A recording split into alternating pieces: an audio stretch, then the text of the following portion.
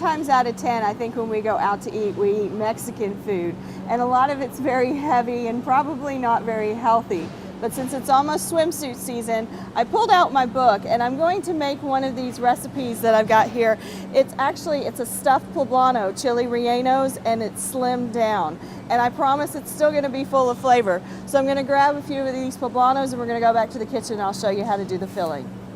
So before we start stuffing our peppers, we need to roast them under the broiler.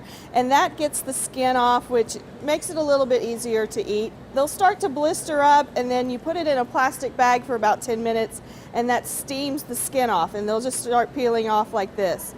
And then once you get all the skin peeled off, you want to cut a slit down the middle here, and then rinse out all of the seeds that are in here, and a little bit, there's some different ribs and things in there as well. So I've got one over here that I've already cleaned out, and we're gonna start getting our stuffing in. So what I've done to make the stuffing still very creamy and cheesy like you would get it in the restaurant, I'm using some light sour cream, also some ricotta cheese, and then a can of diced tomatoes, some corn, cilantro, chicken, and a little bit of the cotija cheese.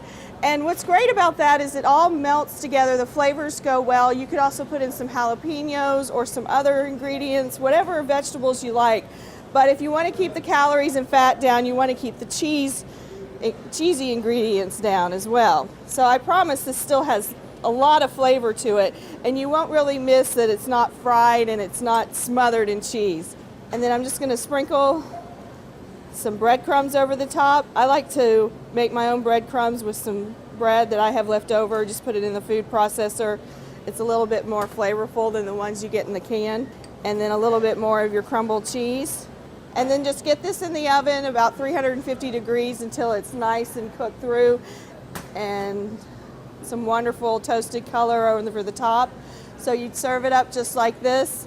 And you know, this just looks wonderful to me, and I don't think I'm going to miss it being deep fried or anything, and feel a little less guilty about eating it. So you can find this recipe in Wednesday's flavor section of the Tyler paper or on cbs19.tv.